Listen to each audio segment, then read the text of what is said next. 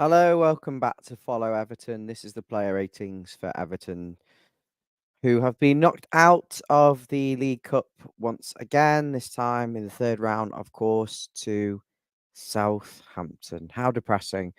If anyone wants to jump on as well, this stream, I imagine, won't have 13 or 1400 people like the previous one, but is this still a good opportunity if you want to have a chat? You can come on audio only or on video, I don't mind, and give me your thoughts on today's defeat and the season as a whole, whatever you want to talk about. But until anyone pops up, which may not necessarily be the case, I can't guarantee anyone will want to come on. I'll give you my player ratings. I'll start with, where should I start? Jal Virginia in goal. I can't really remember him making a save in the match. I don't really think he was tested. I think there was a couple where they were straight at him. I thought his kicking was particularly erratic and he was quite nervous. And in the penalty shootout, I thought he dived the right way once and was close to it, but all the other ways he dived to his left when the Southampton players were hitting it to his right. And I thought we may as well have had a statue or a monument in the goal because he never looked like saving any of those penalties, in all honesty. Peter, yeah, you're welcome to come on, but I'm limiting it to 5 minutes, mate. If there's any phone in callers, the quick, short, and snappy ones, please. Virginia, yeah, don't remember him making a save. Didn't think he was good in the pens and looked nervous and can't kick a ball. Dixon at right back, he got booked. He got a very rapturous applause for getting booked, for putting a hard tackle in because there was endeavour there. And I think there was a willingness to do well, but really I don't think he was that good. There were some driving runs that he made, but defensively, I think he was quite narrow. And at times, I just want to see him get out and try and close the opposition. But the problem was Southampton was so clever. Southampton were a fringe team, really, but they were so clever at just kind of knocking the ball around us and keeping possession that even if he would go out to try and mark the likes of Ryan Fraser, the ball would get knocked in behind him or around him. So it was a very difficult evening for Roman Dixon. I just realised I didn't give Virginia a player rating. Give him a 4 or a 5. Dixon, I'll give him a 6 because I think he stood up to his task well. I think there's a lot more to come from him, but was far from spectacular. And I think that's just because relative to his age. In central defence, Michael Keane, he was okay. I don't think he did anything particularly wrong. I'd have to look at that first goal back. I believe it was Dwight McNeil's man, but he's just a bag of nerves, isn't he, Michael Keane, in defence? But in fairness, I don't think Jake O'Brien, his partner, was anything special either. I don't think he really did an awful lot. They kind of marshalled Southampton reasonably well, but I don't think Southampton really had much of a threat. They had a lot of possession, and they were neat and tidy, and they pressed us well, but I don't really think they had much of a threat. I'll give both the centre halves a 5 because they were hardly convincing, and Dwight McNeil at left back. McNeil at left back was poor. There was a few times he was beaten quite easily down the left. He was just out of position, and when they moved him up front, in behind the striker, he was a little bit. He was a little bit ineffective, so to speak, at left back. So it's really difficult to rate him more than a 5. It's probably more of a 4. It was poor, but he was playing out of position. Mangala, I don't want to be too harsh in that midfield, but I don't recall. I mean, same with the defense, really. The defense are lucky to be getting anything above a 5 because I can't really recall them getting a foot in, winning the ball back, being aggressive, taking the ball off Southampton. They were quite passive, static. Same in that midfield. Mangala was he was there, but he really wasn't. He was kind of anonymous. I didn't think there was anything particularly good from him on the ball. He didn't want to ask for the ball and make things happen. And then I can't really recall any Idrissa Gueye style interceptions, tackles, and just kind of all action in that midfield. He was poor. It's hard because I don't want to be mean because he's a new player, and you have to judge him like Dixon in the context of which it was his first start, and difficult circumstances, but he wasn't good. And the same with Armstrong. He's only 17, but he wasn't good. We have to accept that, and he's learning his trade, but he was poor. I'd say Dixon and Keane were the best of that kind of back seven, including the goalie. I thought Harrison Armstrong was a little bit out of his depth today. Then on the left-hand side, Ndai, full of running, full of endeavour, always wants to make things happen. He can hold on to the ball. He can carry the ball. He can play a nice pass. He just retains it well. You want him in dangerous areas, but unfortunately, he's been asked to do so many different things. Ndai, I'm going to give him a 7. I think he's got a lot more to offer, but he was certainly the best player on the pitch from an Everton perspective. And I'm very excited to see more of him, hopefully with better players around him. Decore, yes, he got his goal, but I thought he again was completely anonymous. They passed it around him. I thought the press was completely off. We gave Southampton so much respect, and really Decore is the man who kind of leads the press and instigates it. And I thought it was just terribly executed, and his distribution was poor. His overall contribution was naff. Let's be honest, it was just naff. Scored a goal, and that's what's getting him a 6, because otherwise I would have downgraded him to a 5. Instinctive play in the box, and Decore does what he does best, and reads it and taps it in, but so poor, really. Lindstrom, full of running, full of endeavour, again, a bit like Ndai, a little bit less end product, a little bit less quality. Went through one-on-one a couple of times after some really good play, but the first one, he should have passed it to Beto square for a tap-in. Would have been 2-0, hopefully game over, but hits a very tame shot straight at the goalkeeper on his strong foot as well. Really poor. And then there was one in the second half where he should have done so much better. Hit it at the goalie again. Should have scored twice. But, potential. I just think he's lacking a little bit of confidence. And it's sad, really, because I think he really wants to do well. And same with Ndai. I can understand why they get frustrated, the two of them. But they're both number 10s.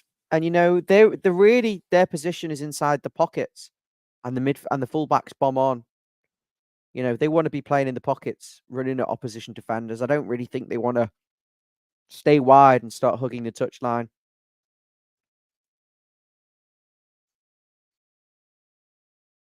Yeah, Peter, you can come on, but I'm literally 5 minutes and then I'm going because I'm knackered, mate. And then Beto, and then I'll come to the subs, and then I'll get in Peter so he can just have a very quick rant, because yeah, to be honest, lads, I haven't got the patience tonight to sit here for another hour and do the phoning. Beto was getting fouled left, right, and centre, and he tried hard to hold the ball up, but he's getting asked to do stupid stuff, like try and hold it off like so many different players.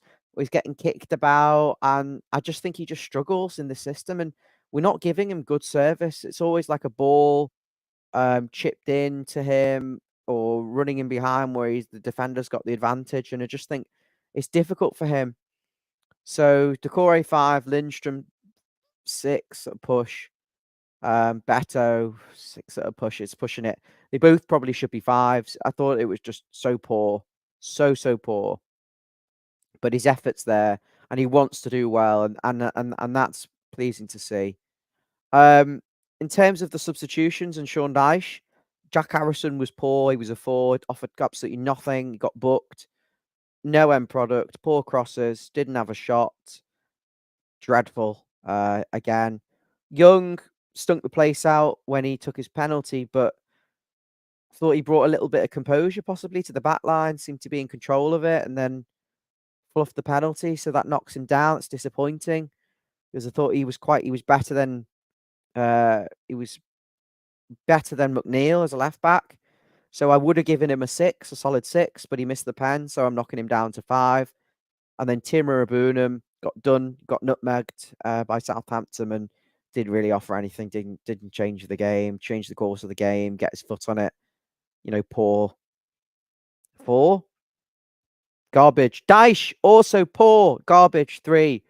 Substitutions, probably to be expected, but the Beto for Young one was strange.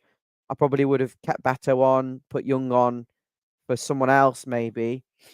But he's getting paid to make these decisions, and they're not coming off. Right, I've got Peter. Hi, Peter. You're right, mate. You're not the Look, only one who's knackered, mate. yeah, I've got to play footy tomorrow. Jesus. No, yeah. I mean,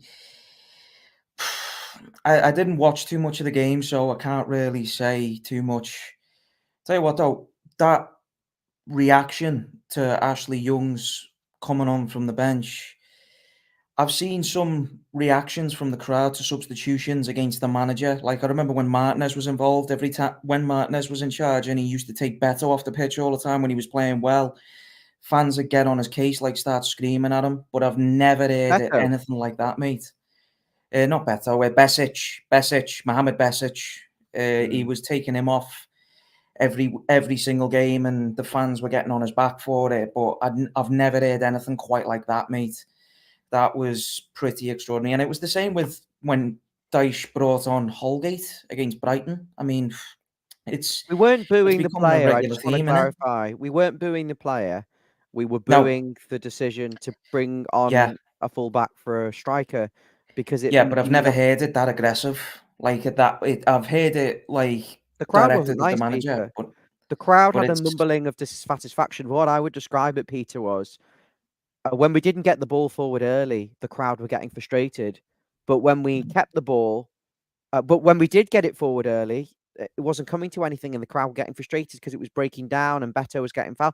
So we couldn't win either way. They were getting irritated whether we were playing it early, and they were getting irritated whether we were playing it short. And was that down to the fact that it didn't look like we had a plan when we in either solution, and it was kind of just hopeful, waiting for something to happen with the slow build up, or hoping Beto can hold it up and unlock the door? Do you think there was an element of hope, just the frustration because it was more of hope rather than serious game plan? It's never a serious game plan with Dyche, mate. It's always hope. It's always like the you touched on it in the earlier video. Narrow back four, never getting out to close down the wide areas. That Villa game, he brought on James Garner, and James Garner made the exact same mistake when Luca Dean played that cross into the box. Yes, Michael Keane should do better, but I'm sorry, mate. In my opinion, the goal was down. Both goals we conceded were down to James Garner because why for starters, he doesn't get out quick enough to close down Luca Dean and stop that cross from coming into the box in the first place. And the second goal, I mean, why is Harrison doing his job? Can I just say, Peter, He on the shouldn't back be of that, recovering in behind him. uh, typically the right back would mark the opposition winger, but so Dine wouldn't necessarily be his man. Would he be marking the left full back? Would he be marking the left wing back? The Surely there's winger someone else was in front of him. the winger was inside, mate. The winger was already on the inside, but the fullback overlaps. The fullback has to get out there if no one's tracking him. That's the Yeah. main job of the fullback. Leave the winger to the centre half So in why aren't we behind you. stopping why are we incapable now, Peter, of stopping the cross and defending the box? Because it's Dyche's method to have the back four narrow. He believes that the more numbers in the box, the more chance you've got of heading the ball away.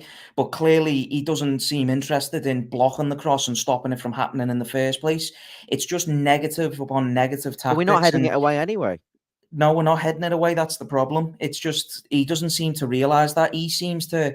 It's like he just can't accept that Michael Keane isn't good enough or Ashley Young isn't good Mm. enough. But the other thing about Dyche, mate, is like it. I don't think ever since he's been in charge, I don't think I've ever looked at a starting lineup from Sean Dyche and not spotted a square peg in a round hole.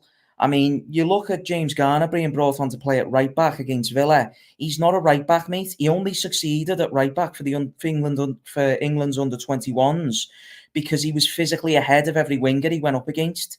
But Yeah. in the Premier League, he's physically matched up, and Mm. it's not suitable.